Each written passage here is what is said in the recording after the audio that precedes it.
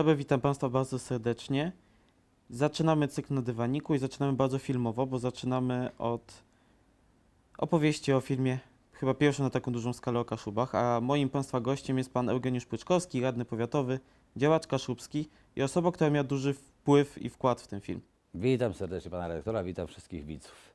Panie Eugeniuszu, 21 września premiera filmu. Wydaje mi się, że to chyba pierwszy taki film na tak dużą skalę, który jest tak dużo akcentu kaszubskiego. Na pewno tak jest. Był swego czasu, dokładnie w 1970 roku, realizowany film o tytule Kasiebę. Tam również Piepka, ale ojciec obecnego scenarzysty miał swój duży udział. To był Jan, poeta, pisarz kaszubski i były tam stosowane także dialogi kaszubskie. Troszeczkę jakby w innym rozumieniu. Nie mówiono wtedy może o języku, tylko po prostu miało być to pokazanie, że ten film był realizowany tu na Kaszubach i dotyczył tematyki kaszubskiej faktycznie tak jak było. On był nad morzem, tam w okolicach Chłapowa realizowany. To była wielka sprawa na ówczesne czasy i my często wracamy do tego filmu. Natomiast teraz rzeczywiście ten film to już jest fantastyczna, potężna fabuła, za ogromne, jak wiemy, pieniądze zrealizowana. Jedna z największych w ostatnim chyba czasie, latach w Polsce produkcji filmowych. I można powiedzieć, że nas jako Kaszubów dotknęło wielkie szczęście. Może jakaś, ja bym powiedział inaczej, sprawiedliwość dziejowa, że po tylu latach różnych zachowań z różnych stron, czy to ze strony niemieckiej, przecież to wszystko w filmie się przewija, czy też z innych takich niesprawiedliwości pewnej, dyskryminacji również, nie bójmy się używać tego słowa, to teraz Kaszuby zostają przedstawione w takiej pełnej krasie i ja bym powiedział w prawdzie historycznej. Tylko zastanawia mnie, dlaczego przez tyle lat w polskim kinie trochę zapomniano o Kaszubach. Właśnie, dlatego tak, to jest pytanie, które nas powinno nurtować. No przede wszystkim dlatego, że Kaszuby to tak w rozumieniu mieszkańca Warszawy, czy też Lublina, Krakowa, taki jakiś nie do końca zdefiniowany teren, Kaszubi nie do końca zdefiniowani ludzie. A to właściwie ktoś tam mówi, czy oni tam w zasadzie nie mieli czegokolwiek z Niemcami wspólnego, a jeszcze ktoś coś innego i tak w kółko przez wiele lat. Teraz już jakby to zanika, ale zwłaszcza przez te lata naszego pokolenia, starszego pokolenia powojennych ludzi, to na okrągło słyszeliśmy to i to w szkołach. Absolutnie to było kłamliwe, nieprawdziwe, bo tyle daniny krwi, ile Kaszubi za polskość oddali, no to nie wiem, czy procentowo da się to przyłożyć gdziekolwiek do jakiegokolwiek innego regionu w Polsce. Może tak, ale w każdym razie jest to ogromna danina krwi, a więc bardzo zawsze Kaszubi o polskość walczyli. No przecież teraz jesteśmy w czasie stulecia obchodów niepodległości Polski. Myśmy jeszcze 100 lat temu nie mieli niepodległości, ale walczyliśmy o nią nieustannie, aż do tego ostatecznego finału, który nastąpił 10 lutego 1920 roku, 98 lat temu. No i teraz ten film po raz pierwszy w tak piękny sposób pokazuje tę skomplikowaną prawdę tamtych czasów, która no, stała u podstaw tego, że tak negatywnie nas czasami określano niesłusznie. Kamerydyner ma tą zaletę, że może też przybliżyć trochę ludziom naszą kulturę kaszubską, naszą tradycję. Spodobało mi się bardzo to, co twórcy zrobili właśnie z językiem kaszubskim, czyli te filmy z Sebastianem Fabiańskim, który tłumaczy niektóre słówka w języku kaszubskim. To może się przyczynić do propagowania tego języka. Zdecydowanie tak i mogę powiedzieć, że to już się przyczynia, przecież tam są tysiące wyświetleń i to jest zdumiewające, bo wiemy doskonale, żyjemy w dobie teraz internetu i postów i Facebooków i tak dalej. Każdy jakoś tam próbuje, ten kto jest zaangażowany w tej przestrzeni, jakoś tam zaakcentować swoją obecność. Nie jest takie proste, a tutaj raptem bach, Sebastian Fabiański, znana twarz, świetny głos, znakomity słuch, bo nauczył się perfekcyjnie tych kilku zdań. No nie jest takie proste wręcz, wbrew pozorom. No i wyświetlenie dziesiątki tysięcy, a więc i to podejrzewam, że to jednak procentowo większość jest młodzieży. A tu przede wszystkim powinniśmy trafiać w tym kierunku, bo to młodzież głównie odchodzi od języka kaszubskiego, ale jednocześnie ta sama młodzież w pewnym sensie myśli też o swojej tradycji, o swoich przodkach, o tym, kim naprawdę są. Bo to do nich adresujemy przede wszystkim. I to tutaj świetnie się sprawdza.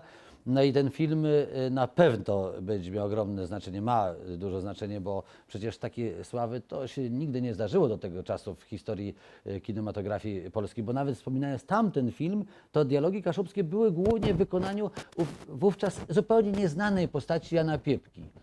A tutaj jest inaczej. Tutaj nauczyli się najbardziej znane twarze mówią po kaszubsku, czyli Janusz Gajos, Sebastian Fabijański, Diana Zamojska, Michał Kowalski.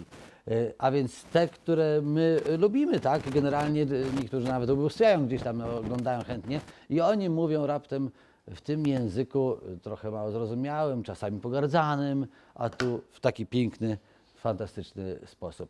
I tutaj właśnie dochodzimy do tego wątku. Uczył pan między innymi pana Gajosa języka kaszubskiego. Tak, uczyłem. Jak te lekcje wyglądały? No, bardzo sympatycznie, tak, bo dla mnie to była wielka sprawa, wręcz nobilitacja. Ja nigdy do tego czasu nie miałem nawet kontaktu z tymże słynnym aktorem. Spotkaliśmy się po raz pierwszy w Warszawie, właśnie w Teatrze Wielkim. Tam była ta pierwsza lekcja kilkugodzinna. Potem tych spotkań było już sporo, ale głównie na planach filmowych, a właściwie przed planami, przed zdjęciami. Później jeszcze po zdjęciach w Warszawie, gdzie tam troszeczkę poprawialiśmy niektóre kwestie, bo to też można, tak zwane postsynchrony, tak, to się potem koryguje niektóre rzeczy, bo w tym ferworze działań tych aktorskich na scenie, no to był niesamowita, wielka sprawa dla aktora i Gajosa, że on dawał radę, myśląc jak dobrze zagrać, co powiedzieć, a teraz jeszcze po kaszubsku. Ja mu wręcz, no nie zazdrościłem na pewno, ale robi to naprawdę świetnie, a to, co się do końca nie udało, to jeszcze poprawiliśmy.